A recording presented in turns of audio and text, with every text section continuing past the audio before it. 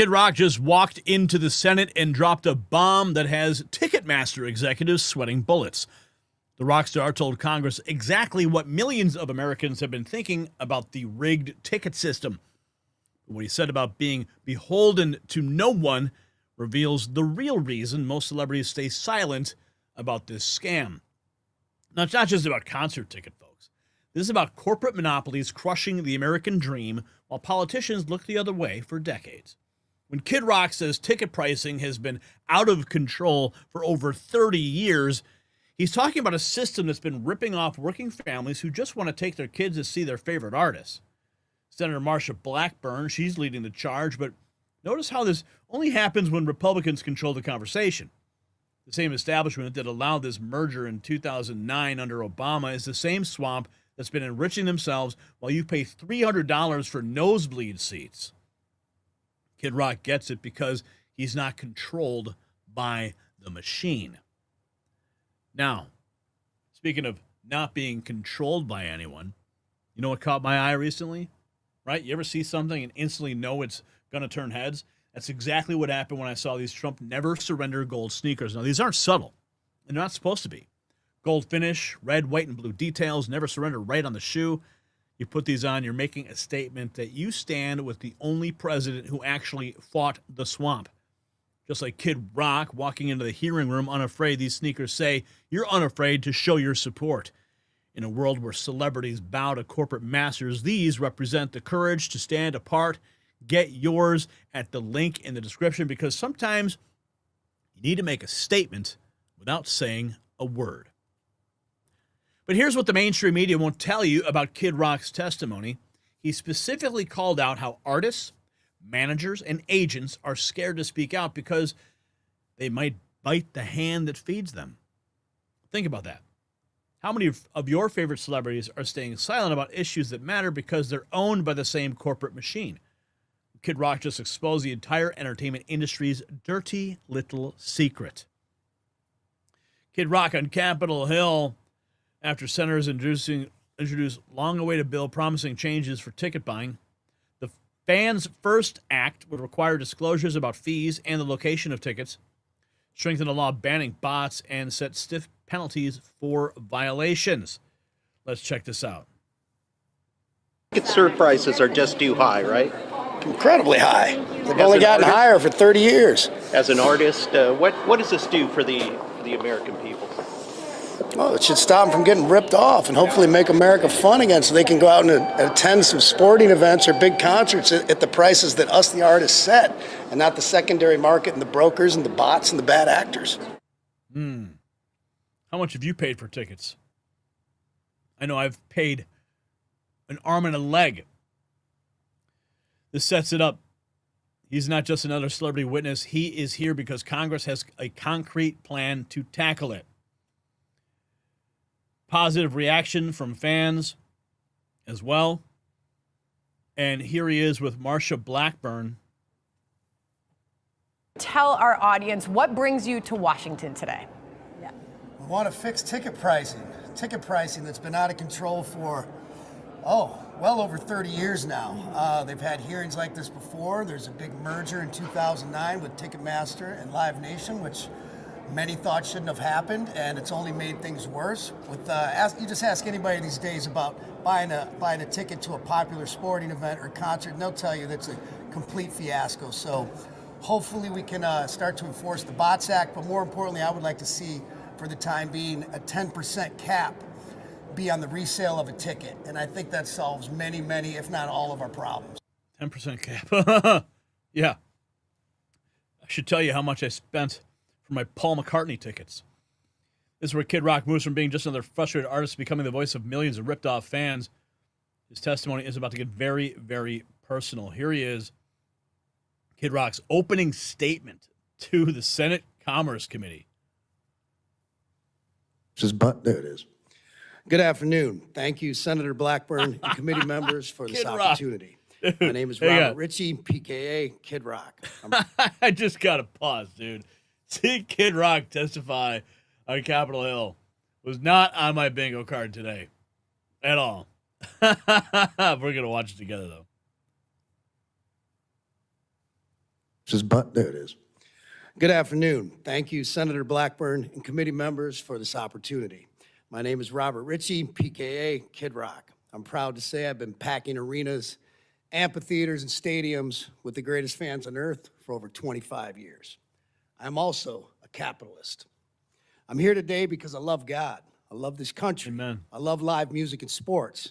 And I believe music fans and artists have been getting screwed for far too long by the ticketing system. I'm in a unique position to testify because, unlike most of my peers, I am beholden to no one. No record companies, no managers, no corporate endorsements or deals. To put it plainly, I ain't scared. I ain't scared to speak out on these issues like many artists, managers, and agents are for fear of biting the hand that feeds them. I'm here because hardworking Americans who love live music deserve better, and because artists deserve control over their own work. And let's be clear, this problem is older than timeouts and participation trophies.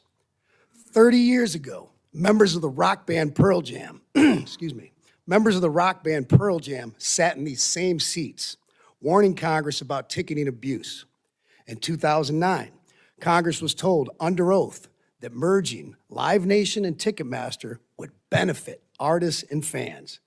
The CEO of Live Nation called the merger an experiment and promised it would increase competition, empower artists, and lower costs. He also said, and I quote, "A system that empowers artists benefits everyone."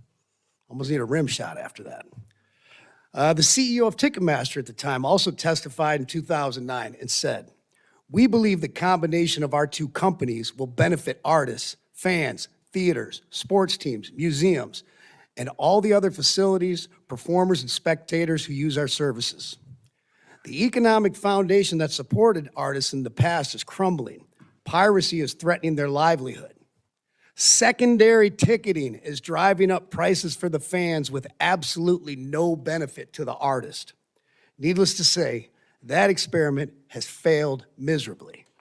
Independent venues have been crushed. Artists have lost leverage. Fans are paying more than ever and getting blamed for it. Should Ticketmaster and Live Nation be broken up? Probably. Would that alone fix things? Not sure it would, but I am sure of this. No artist should be forced to sell their tickets without a say in who sells them and how they are sold.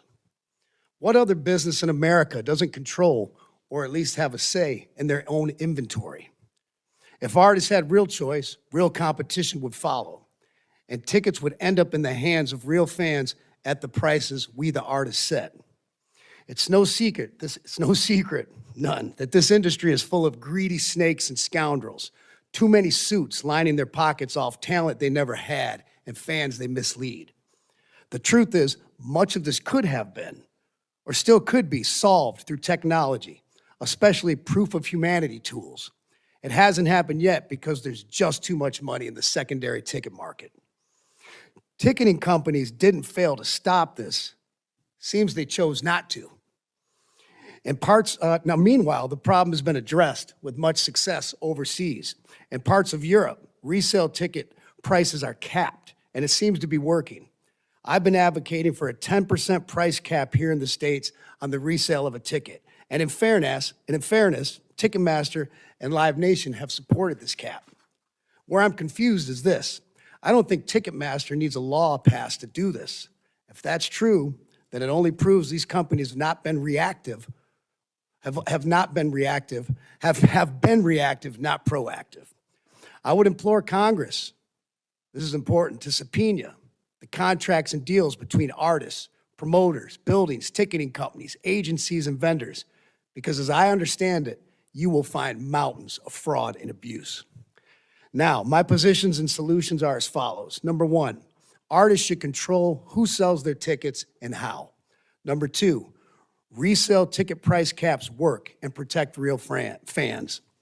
Number three, the Bots Act should be enforced. Brokers and bad actors must be stopped, and all should face serious penalties and consequences. All-in pricing is great, but it doesn't fix the system. Outlawing speculative ticketing is obvious. The problem is that ticketing lobbyists push these reforms as cover while fighting to keep tickets in an open market and lets them exploit fans under the guise of capitalism. Do not be fooled by these tactics. Congress and many others have been fooled since the mid-1990s, fooled again in 2009, and so on. This wasn't an experiment, it was a monopoly dressed up as innovation. So I'll close now with the words of one of my favorite rock bands, The Who, and say it is my sincere hope we won't get fooled again. Thank you. Rock on. We won't get fooled again. The perfect setup. Ticketmaster has repeatedly allowed bots and scammers to take tickets away from the loyal fans. Marsha Blackburn writes, she's leading the hearing to demand the answers. No, Sandra, what we're doing is building out the record. We do have a representative from Live Nation Ticketmaster to talk about how they continue to allow the bots on their site to scoop up all these tickets, and that disadvantages all the fans, sends fans to the resale market, and they're paying these exorbitant prices. Now, if the local utility and the local bank can cyber-proof their network so they can keep the bots out, you would think that Ticketmaster, Live Nation, was able to do the same thing. They have proven that they cannot self-regulate. So today we'll build out the record. I also have an amicus brief that I'm circulating on the lawsuit so that we can get that with the court.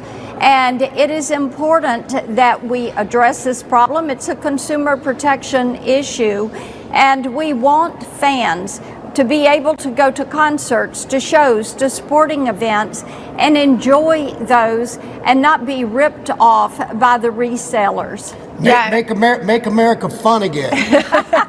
Amen. Yes. You have our full support for that. I mean, these hidden fees, Kid Rock, are incredible. When you look at they tallied these up from 2019 to 2024. We have this number up on the screen. There are a lot of zeros there. You're looking at $16,400,000 in hidden. This was provided to us. It's a billion. Sorry, billion. Thank you. Billion. Provided to us by the FTC. I mean, these are incredible numbers. To the point of my mistake, you lose track, and people just pay these because they want to go to the concerts. So, Kid Rock, my question to you is: have you had any specific conversations yourself with Ticketmaster about this? Yes, I've been friends with the CEO of Live Nation, Michael Rapino, for many years, and in a lot of ways, we've done really good work together. But I've also ridden his behind very, very hard on Ticketmaster, especially when President Trump got in office. Being a friend, I said, I'm coming for you on tickets. He said, go for it. So here we are. The bottom line is nothing's gotten better through this Ticketmaster Live Nation merger. Tickets have only gotten higher and more expensive. And you nailed it when you said, this isn't like, where they raise the prices at a grocery store, and most people might have an option to go to a different grocery store. I'm proud, and I think every artist would tell you, I have the greatest fans in the world, so do they, and many of these people are willing to go above and beyond and sometimes pay money that they don't have to come see us perform, and that's just wrong. And what other business does not have a say-so or control their own inventory? All I want to do is sell the tickets with who I want and how I want. It's that simple. There's no doubt you're fighting the... Or you just don't use Ticketmaster.